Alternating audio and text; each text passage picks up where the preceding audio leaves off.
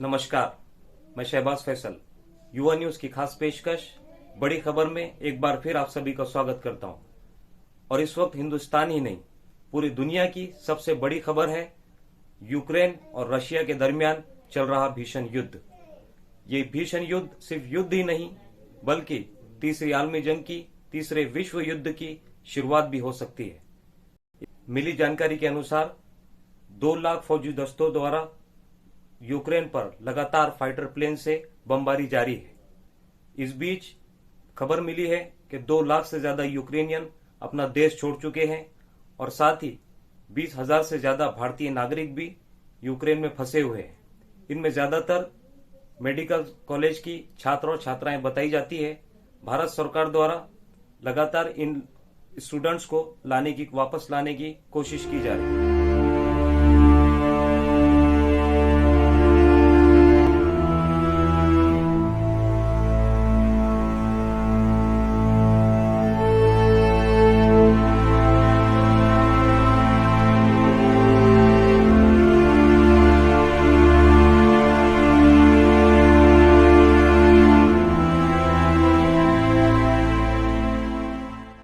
आज इस वीडियो के माध्यम से हम जानने की कोशिश करेंगे आखिर क्या कारण है रशिया और यूक्रेन विवाद के और क्यों इसे तीसरी विश्व युद्ध कहा जा रहा है।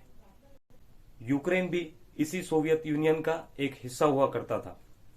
सोवियत यूनियन कम्युनिस्ट पार्टी द्वारा चलाया जाता था, जिसका head office Moscow city Russia में मौजूद था।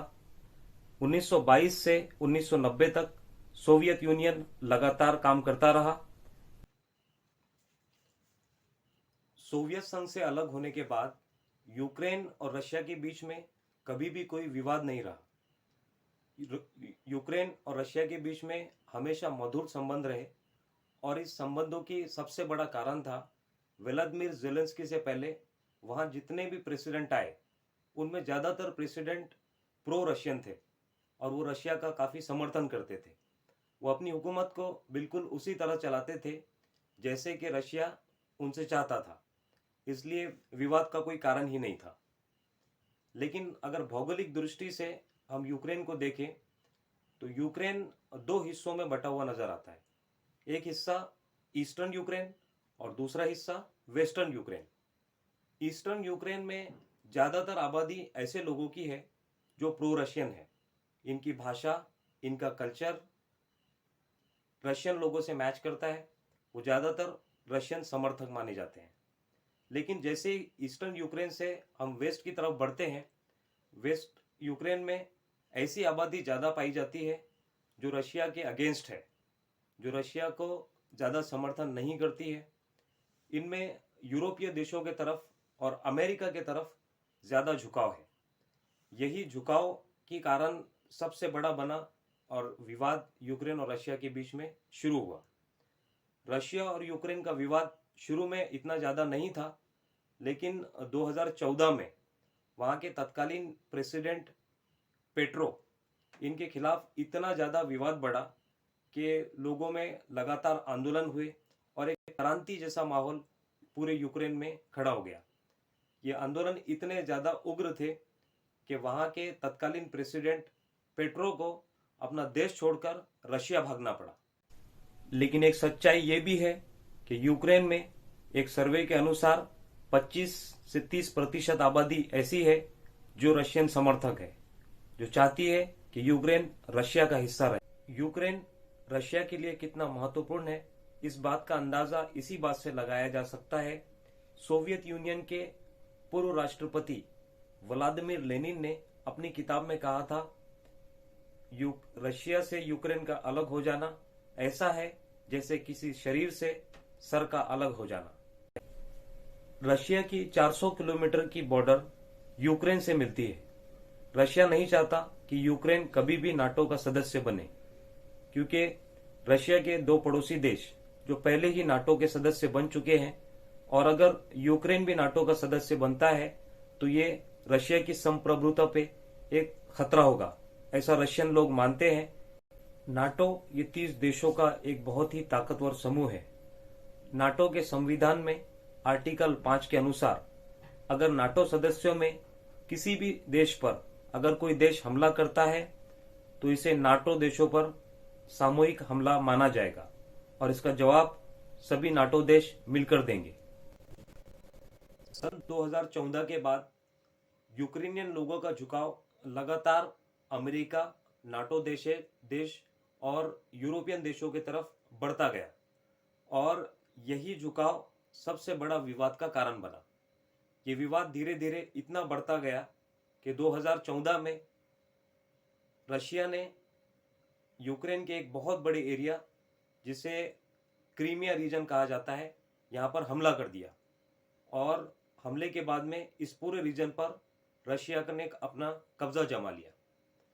उस वक्त भी सारे दुनिया के देशों ने और यूरोपीय देशों ने रशिया पर बहुत सारी आर्थिक पाबंदियां लगाने की कोशिश की, लेकिन इन पाबंदियों के बावजूद रशिया पर इसका कोई भी असर नहीं हुआ और आज की तारीख में क्रीमिया जो एक बहुत बड़ा रीजन है यूक्रेन का, वो पूरी तरह से रशिया के कंट्रोल में है। अब इस बीच हमारे मन में ये सवाल खड़ा होता है कि आखिर यूएनओ इस वक्त क्या कर रहा है। यूएनओ यानी यूनाइटेड नेशन ऑर्गेनाइजेशन, संयुक्त राष्ट्र सुरक्षा परिषद।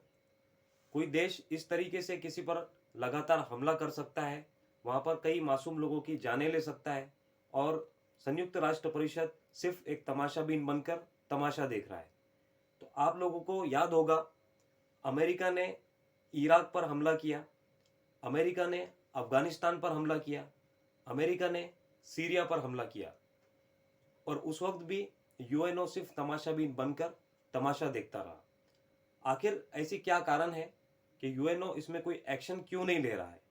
सिर्फ आर्थिक पाबंदियों की बात हो रही है, लेकिन किसी तरह का एक्शन यूएनओ द्वारा अब तक नहीं लिया गया। इसका सबसे बड़ा कारण है यूएनओ का संविधान। अगर यूएनओ के संविधान को हम देखें तो इसमें एक आर्टिकल 7 है। यूएनओ के आर्टिकल 7 के अनुसार अगर किसी देश के किसी रीजन में, किसी इलाके में, वहाँ की आबादी में से कुछ लोग जो अपने आप को आज़ाद समझते हैं या अपने आप को आज़ाद कराना चाहते हैं और उस देश की हुकूमत के वो खिलाफ है, तो आर्टिकल 7 के अनुसार कोई और पड़ोसी देश उन लोगों की मदद के लिए अपनी सैन्य कार्रवाई कर सकता है और सैन्य सेवा उनको प्रदान कर सकता है। इसी आर्टिकल का फ़ायदा उठाकर अमेरिका लगातार अफगानिस्तान, इराक और सीरिया जैसे देशों पर हमले करता रहा और सारी दुनिया तमाशाबीन बनकर सिर्फ तमाशा देखती रही। अब इसी का दाव उस पर उल्टा पड़ चुका है और रशिया ने आर्टिकल 7 का फ़ायदा उठाकर 23 फरवरी 2022 को रशिया ने यूक्रेन के 2 इलाके, जिसे हम डोंबास रीजन भी कह सकते हैं और वैसे तो ये काफ़ी बड़े शहर है, लोहांस्क और डोनेस्क, इन दोनों एरिया को आधी रात के वक्त में 2 अलग अलग मुल्क घोषित कर दिया और मुल्क घोषित करने के बाद अगले ही दिन इनकी रक्षा के लिए अपनी सेनाएं वहां पर इनकी रक्षा के लिए भेज दी। अब सवाल ये उठता है कि आखिर रशिया इस जंग से हासिल क्या करना चाहता है या इस जंग के खात्मे पर रशिया को क्या हासिल होगा। 27 फरवरी को रशिया के प्रेसिडेंट व्लादिमीर पुतिन ने एक बयान जारी करके साफ कर दिया कि वो यूक्रेन पर कब्जा करना नहीं चाहते। पूरे यूक्रेन पर उनका अधिकार रखने का कोई इरादा नहीं है। वो सिर्फ इतना चाहते हैं कि वहाँ के जो तत्कालीन राष्ट्रपति है व्लादिमीर ज़ेलेंस्की, वो अपनी कुर्सी छोड़ दे। व्लादिमीर पुतिन के अनुसार राष्ट्रपति से बात करना मुश्किल है, लेकिन अगर वहाँ की सत्ता वहाँ की सेना के हाथ में दे दी जाती है तो बातचीत करना आसान होगा। और बातचीत क्या होगी? बातचीत यही करना चाहते हैं कि यूक्रेन ना अभी और ना भविष्य में कभी भी नाटो का हिस्सा बने। अब यहाँ पर सवाल ये उठता है कि रशिया सही है या फिर यूक्रेन सही है। यूक्रेन के नज़रिए से अगर हम देखें तो यूक्रेन अपने आप में एक आज़ाद देश है और उसे पूरे अधिकार है कि वो यूरोपियन यूनियन का हिस्सा बने या नाटो का हिस्सा बने, वो चाहे अमेरिका का समर्थन करे या फिर रशिया का समर्थन करे। लेकिन क्या रशिया सही है? अगर रशिया के पॉइंट ऑफ व्यू से हम देखें तो रशिया का तर्क ये है कि रशिया कभी भी नहीं चाहता कि उसके पड़ोसी देश नाटो का हिस्सा बने। क्योंकि जैसे हमने पहले ही देखा, नाटो 30 देशों का एक समूह है। अगर यूक्रेन रशिया का हिस्सा बन जा अगर यूक्रेन नाटो का हिस्सा बन जाता है तो नाटो की फौजें यूक्रेन की सीमाओं के अंदर आएगी और वहां पर अपनी छावनियां बनाएगी। रशिया कभी भी नहीं चाहता कि उसके पड़ोस में नाटो की सेनाएं आए और उसकी संप्रभुता पे इसका असर पड़े।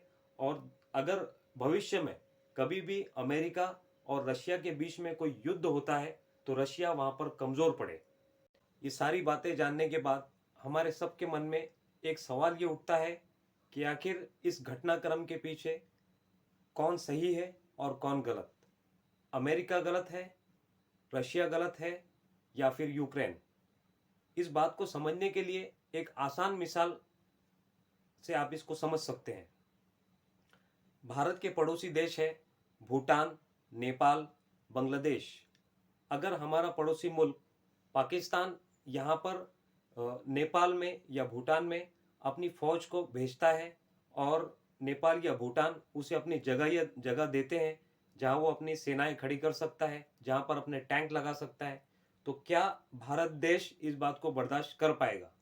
बिल्कुल इसी तरह अमेरिका के पड़ोसी देश अगर रशियन तोपों के लिए, रशियन टैंकों के लिए, रशियन फौज के लिए एयरबेस मुहैया कराते हैं, अगर अपनी जगह वहां पर देते हैं, तो क्या अमेरिका इस बात को बर्दाश्त कर पाएगा? बिल्कुल इसी तरह से अगर यूक्रेन में नाटो फौजें आती है तो ये रशिया के लिए एक बड़ा खतरा है। तो जिस बात को अमेरिका अपने लिए बर्दाश्त नहीं कर सकता, जिस बात को भारत बर्दाश्त नहीं कर सकता, या दुनिया के कोई भी और देश बर्दाश्त नहीं कर सकते, तो एक दुनिया का सबसे बड़ा ताकतवर देश रशिया इस चीज को कैसे बर्दाश्त कर सकता है? आखिर फैसला आपका है। आप अपना फैसला कमेंट बॉक्स में जरूर लिखिए।